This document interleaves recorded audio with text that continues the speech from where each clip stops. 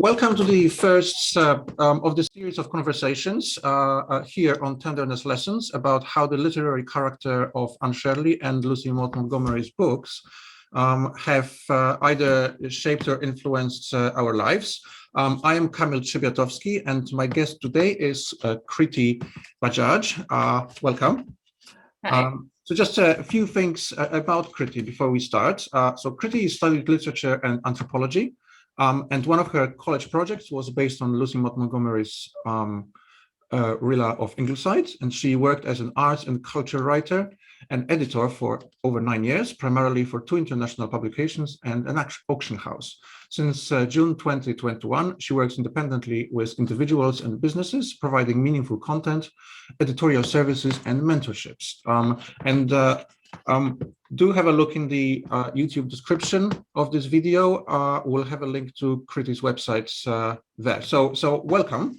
Thank you for agreeing to chat to me. So this is meant to be, as I said, just a simple conversation about what Anne Shirley and the character and the books mean to us. So we simply start with how you first encountered these books and what you consider to be the main influence in your life, and perhaps if that links to some themes, the major themes that you think are the most important for you, then you can talk about that. So let's start with that. Yeah. Okay, so I actually discovered the first Anne book, Anne of Green Gables, in the junior library of my school. We had a junior library and a senior library, and for grades 6 to 8, it was like a smaller library with, well, I guess age-appropriate books. And that's where I found this one. So I was about 13, I think, when I first came across it. And I started reading, I read the first book, of course, and I immediately connected with Anne's character because I just found her very relatable to what I was going through at the time, which was incredible because we are so different. I mean, we are, she was like written more than a century before I was born, and she's across the world on an island in Canada. She's an orphan. My life couldn't be more different, but I just connected with a lot of things, how she felt at the time, how she was talkative and that was sometimes misunderstood, and how she had this active imagination and she was always dreaming about things and wishing things were different from, her insecurities about her looks. She wished away her red hair, and I wanted to be taller, which sounds really superficial now, but I was a bit of a midget at the time, and I think I was really obsessed with that. And also just, her name, she didn't think her name was pretty enough, and I wasn't overly fond of my last name. I like my first name, but my last name was a bit of, it's the name of a very popular brand here in India, which makes scooters and like appliances and stuff. And they had a very catchy jingle, which kids used to tease me with. So, kids are wonderful. I mean, so I was always, it just didn't sound romantic to me. Like I just didn't like how it sounded very much. I've grown into it now, but yeah, so I could connect to all these things, and her love for nature and beauty and all of those things I saw in literature and poetry. I saw myself in her very, very strongly, and so I kept reading the series. I think we had a couple more in the junior library, and then probably when I went to the senior library, like they had everything except Rilla of Ingleside, which remained unread until I think I found it accidentally in a bookshop, which was quite amazing because bookshops usually didn't have that series. Like they'd have the first book, but not the rest. Yeah. Mm-hmm. And so probably there was, 2 or 3 years gap between Rilla of Ingleside and the first book. But yes, I mean, it was just, I think it's my favorite series even now. And Anne of the Island is my favorite book out of the series. Right. But of course, the first book holds a special place because that's where it all started. Well, so some things that you said kind of overlap with what I was, but I grew up. I was born in 1978. So when I was, about, I suppose, between 10 and 12, I can't exactly remember when exactly I came across this, but it was just the first book in the first place, and that was still sort of the communist era in Poland. So we're kind of cut off from a lot of things. But I lived in a block of flats just at the end of a kind of almost on the outskirts of the city, and there was a wood on the other side. So it just took walking across, and so I was a very pensive child, and kind of quite introverted, which is actually quite different to Anne in some senses, except she seems to sort of have those two sides, the nature side, but then she's very sociable. I wasn't actually very sociable, but I could relate to the nature thing very, very easily. And I think there was something about her character in the sense that a lot of people around me when I was growing up, and there was something that I sort of rebelled against, told me to sort of, I think this is just a regular thing that you hear that you are to not daydream precisely, and I was rebelling against that. So that I immediately connected with that. But I think I also connected with the idea that you essentially like people for who they are without passing too much judgment on them, and that's present throughout the book, and that's something that I've already been writing about with what draft I've been able to produce so far. And you don't pass judgment, and you sort of, I think there's romance in that alone, outside of the actual sort of Gilbert romance and those sort of side of things. Just there's that. So there was that, and then I read the first book, and there was nothing available for probably 2 or 3 years. These books were sort of, obviously there was all pre-internet, there was no Amazon or anything of that sort, clearly. So it was only 2 or 3 years later that I came across these other books, and then didn't actually read Rilla until much later, because only 4 or 5 books were actually available in the first place, and so got to sort of the Wendy Poplars book. But yes, I thought that they were quite extraordinary. I was quite an outcast with the boys in the school.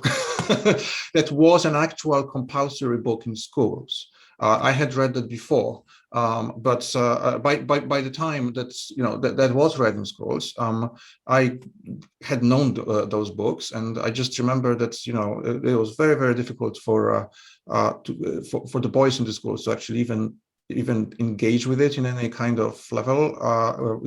They just, so I kind of felt very different from a lot of people in that regard. Got lots of female friends out of that somehow. But anyway, yeah. But I was wondering if you think that there are any particular themes that are, or perhaps overarching for the entire series that caught your attention and thought that maybe that's something that we should take on in life and try to emulate in some sense. I can talk about what I think in a moment, but so maybe not necessarily to do with the character of Anne, but the whole sort of vibe of the books as well, and what you think Montgomery is actually trying to say. Yeah, what do you think? Right. So I do want to say that I don't know a single man who's read the books, and that is a shame, because Yes, the message is very universal, right? And I do feel that it's unfortunate that a lot of books get branded as books for women, which happens all the time just because there's a female protagonist. Yes. But okay, that aside, and I also agree with you. I was also quite shy, and I think that made me connect with Anne. Although she's not really shy, but she's not a popular girl. I think she was more, like you said, she could see the good in people and give them second chances. Not always immediately, like with Gilbert, but but she did. She didn't always, like, she had her kindred spirits who she really connected with, but then she also had friends like Jane and like other people who she didn't quite connect with on the same wavelength, but she still considered them friends and she treated them the same way. So I think I just liked that way of seeing it. Like, I also felt like I had friends, but not that I was like the center of attention or like I was the popular kid. That was probably like someone like Philippa, who was really outgoing in Anne of the Island. Anne was like part of her group, but she wasn't the center of it. So I think I really connected with that as well. And just how to navigate those relationships was something I definitely learned from her.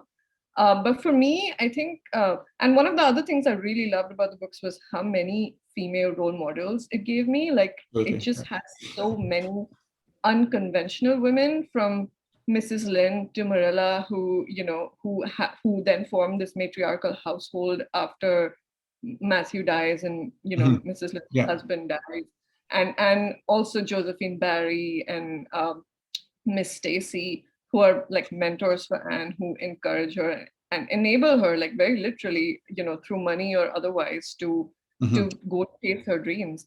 And her, her friends as well. She has Diana, and she has these really intellectual, inspiring friends when she's at college as well, like the little household that they have at Patty's place. And Anne herself, of course, she is, she was the first woman in Avonlea to go to university and have higher education. Absolutely. And more than that, I think, and so I mean, there was this message of self-sufficiency, which I really liked. I think Marilla in the first book told Anne that, I believe in a woman having to, earn her way. Like, Yes, she she should be does say that. capable of earning her way, even if she never needs to. And even though she was teaching her how to cook and do all of the stuff that you kind of like consider domestic, she was also very supportive of her ambitions and her learning and her education. And I loved that. I mean, that was I thought that balance was really good. It came across really well. So Anne could, she could fend for herself, she could cook for herself, and she could, be self-sufficient in that sense, but she could also earn her way through if she needed to.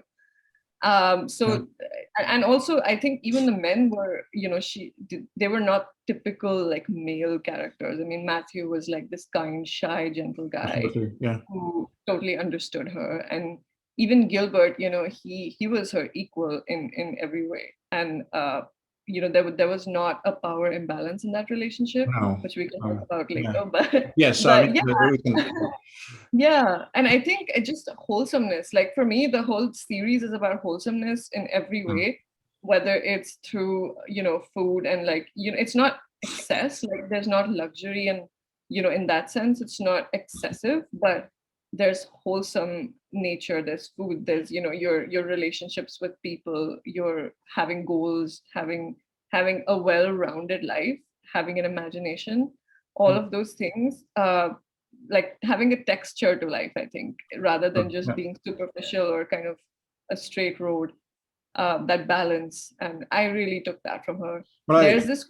Sorry, go ahead. I would say there's this quote at the end of the first book where Anne talks about how she's changed, and she says, "I haven't really changed. It's just a pruning down and branching out." And I really love that, because it's, I mean, again, it's a nature metaphor, which is perfect for her, but it just makes sense. You have to let go of certain things when you're growing up. You can't, if you stay the same, it wouldn't be a good thing either. And so it's just knowing how to change while keeping the essence of yourself, I guess. Well, I would definitely agree with what you said about balance, because I think that strikes me as one of the most important thing about these books. That's that you don't go to any particular extreme, say moral or otherwise, rather than you try to keep yourself in check. And I would say, I mean, for me, the main theme in the book, and that kind of spills into other, say, values that I think Montgomery is trying to espouse, is forgiveness. And that's, I don't necessarily mean sort of religious forgiveness, although obviously there's quite a lot of religion in the books, as you would expect, given when when it was written and where it's about. But I think the character of Catherine Brooke in the fourth book, that's a perfect example of that. That is to say that Anne seems to see people as suffering rather than somehow preconditioned to sort of badness or evil or malevolence, and that's something I think. And so that's one thing, but also because, as you said, it's not that she changes per se, that she's willing to change. And that's, I think, quite important, because that also means that, for instance, as you said, yes, there is this whole theme of self-sufficiency, and obviously she's actually the headmistress, isn't she, by the fourth book, which is almost done without much of a fanfare. Like it's almost like it's not really. It is important, but it's not made the sort of the prime aspect of the books. You still have these relationships with people, all sorts of people, and I think I really like the fact that Anne is able to connect with so many different kinds of people. Many of them are very different to her. There are moments in these books which I'm certainly not going to go here into any kind of politics, but it is striking that she says in the very first book, and then it gets mentioned later on, that if Matthew is a conservative, then so she is. There are lines that, like, in the sense that's almost like, love is more important than any kind of allegiance. I think there's, if I can remember correctly, if she's conservative, then Blythes are not. And she still marries him. So it seems that divide is almost so. And I think the other theme that is really important, I think, there is the theme of sacrifice. When she decides not to go where she was meant to go career-wise at the end of the first book, and stay with Marilla, I think that's really important, because it seems to me that there's a meaning of life message there implied, that yes, career is important, but actually, what are you doing this for specifically? Like there's a question, like what is it all for? And I think what is it all for is love, relationships, and that side of things. And I think that's always been quite important to me. And finally, just to come back at the end of this to Catherine Brooke, because I think it is almost like the center of everything in the sense, in these, at least in the first four books, which is that it's the importance of showing your vulnerability, but it's almost like it's actually not just the importance to me, but it's the courage to be vulnerable with other people, because if you don't open up to other people, then they are going to not open up to you, and you are perpetuating the vicious circle. And what's nice about these books, I think, is that it's not exactly stated like some kind of a teacher. It's through these situations, like you said, for example, her relationship with Philippa in the third book, for instance, and all of these other characters. You mentioned Gilbert, and I was just wondering. I just wanted to add something. Yeah, go ahead. Of course. You spoke about the sacrifice that she made at the end of the first book, and I really loved that. It's very inspiring, not just because of the sacrifice, but because of how she handled it. She was not resentful at all that she had to give up something that important. Yes. Because she realized that this was equally important, and she felt a sense of duty as well, but I think she just realized that she could adapt to this new life just as well. And at that point, she was not sure whether she was ever going to make it to university. She just threw herself into that role of teaching and her new role. And I don't know if I could have been that gracious. I would probably yes. I think that's kind of. I think that's kind of the thing. Like it's almost an ideal to aspire to, and but she doesn't come across as, because she's flawed. She doesn't come across as some kind of pinnacle of humanity exactly. It's just rather I think what I think about the character, and it seems to me that by the second and third book, she becomes a little bit better than she was in the first book, in the sense that the way, say, she speaks to the children, Davy in particular, in the second book, for instance, it's almost like sort of motherly figure, clearly that then the children can build their values around, I just think that's what you said before, that it's been branded as a book for girls. That's quite odd, because these values don't seem to be they don't seem to be like feminine per se. They just seem to be sensible values to try to organize your life about. And the fact that she talks about like to Davy, for example, about you should be good and manly. There are those lines. I mean, I've been recently going through hundreds of quotes, as you can imagine, from these books. So I have a good memory of what is said in there. But Yes. So, okay. So maybe because you mentioned Gilbert and that they are equals, and I have a particular take on that, which I can describe in a moment. But I was just wondering, what is, in your view, what is actually particularly unique or special, not just about Gilbert, because I'm sure you could talk about that for some time, but the relationship itself, like, is it different to say other romance stories out there? And if it is, like, in your view, what makes it kind of different and unique and special? Well, I never really thought about it until we decided to do this conversation. I just knew that I liked the relationship a lot, and I found it something very inspiring, but I didn't really think about why. Mm. And I was recently thinking about how similar it is to the plot of Pride and Prejudice. And Ellen Montgomery was familiar with Austen's work. She did she did say that in her journals, and I think one of her scholars who works with her work has also mentioned this. Even though this was like a century before her time, it's very similar in the sense that they both Anne and Elizabeth they encounter men who kind of insult their appearance, and they take this to heart, and then they're unwilling to forgive them, and that goes on until they see a different side of them. And the men have to kind of earn their way back by doing something quite spectacular in a way.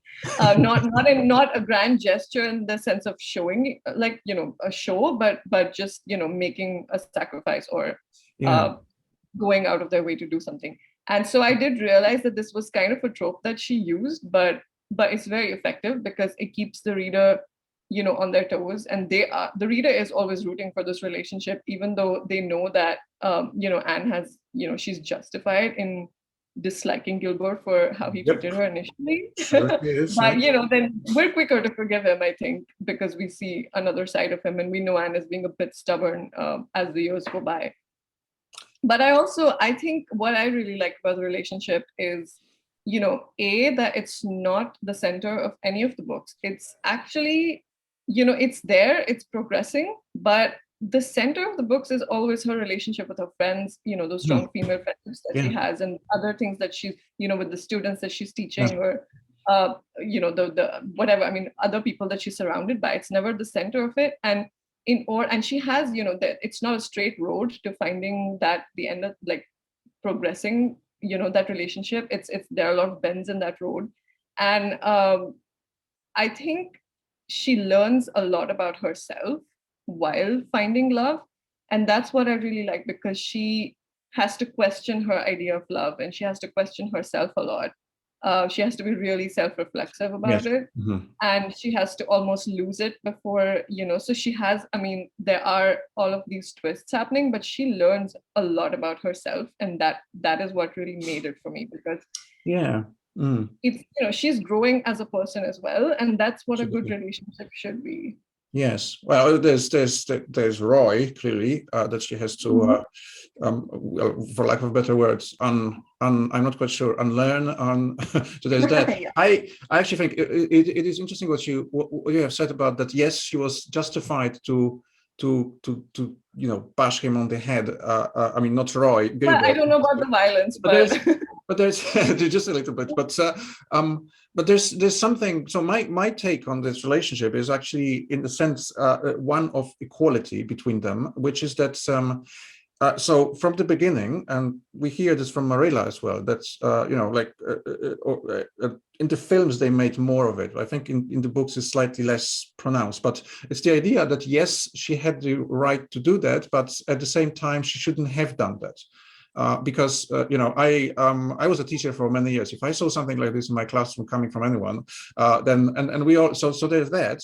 And then, of course, she holds the grudge. And that is not good either. And then he keeps apologizing. So he sort of like, so even if you take out the romantic aspect of this out of the story, if there were two people where one is actually constantly apologizing and you are not actually genuinely apologizing, and then you are not you're not letting go of your grudge, then there's something to improve here. And I think that's one thing. And I think basically my take on it, which actually is my take on a number of stories, like romance stories, is that, like, there's something pure about this, clearly, because it's completely, as you say, and it's in the background as well. So it's not exactly the main part of it, which is, I think, what a lot of these films get wrong, including the one that I really like, which is what I have the photos of on my wall behind me. There's way too much of that in there, in a sense, and certainly, but it's this equality that they need each other, and she needs him as much as he needs her. And I think then, and by this, I think it's by the second book, there's a scene where you actually get kind of an interesting insight into his head, where she is described as somebody who is completely different, which we know obviously that she is different in Avonlea from all the other girls, but there's something about it that she's almost has a responsibility to not slip down from her standards, because if she did, he would immediately just think that, okay, like, she's just like, so basically it's almost like she has to keep being who she is and who he admires, because otherwise that would stop very quickly. And it's quite interesting, because you don't really get any kind of insight into male heads in these books. Exactly, it's all through, which is fine, but that's quite different. And I think this idea of equality, and the fact that, as you said, he supports her at the end of the first book, and then he's sort of kind of constantly there, and then actually he's the one who seems to be insisting that she has to change and let go of these ideals. But then I think he needs some of these ideas, because maybe he's a little bit too down to earth. And so he's not as poetic as he should be, perhaps. And so I think that's really what I think like they balance each other out. Yeah, that's right. And I think that's also why it works, because he brings qualities, different qualities to the relationship, and he kind of grounds her a bit, and she allows him to dream a bit. Yeah. And I think, I'm not saying I condone violence. I'm not sure whether she should have smashed a slate on his head. I just feel that I would have probably reacted the same way if I feel like her attitude was very no nonsense towards him. And I appreciated that, because all the other girls were just like simpering, and he was kind of this roguish, handsome, like flirtatious guy as well. So I admired her for standing up for herself. But not necessarily for that long, because there were so many moments where she realized that he could have been a really good friend. Like, they were intellectually, equal, and they challenged each other, but she was unwilling to let go of it, because, like you said, she kind of walked down this one path and she didn't want to change. And I think that was also learning for her, learning to forgive him. It's you see through the first book, and then by the end she does. That was an important journey for her as well, just realizing that people can change, or you have been wrong to hold on to something like that. Yeah, I mean, I would just add to this, absolutely. I mean, there's no way that people should be pulling other people's hair anywhere in the classroom or otherwise. I mean, he did deserve it. I'm calling it Karen, yeah.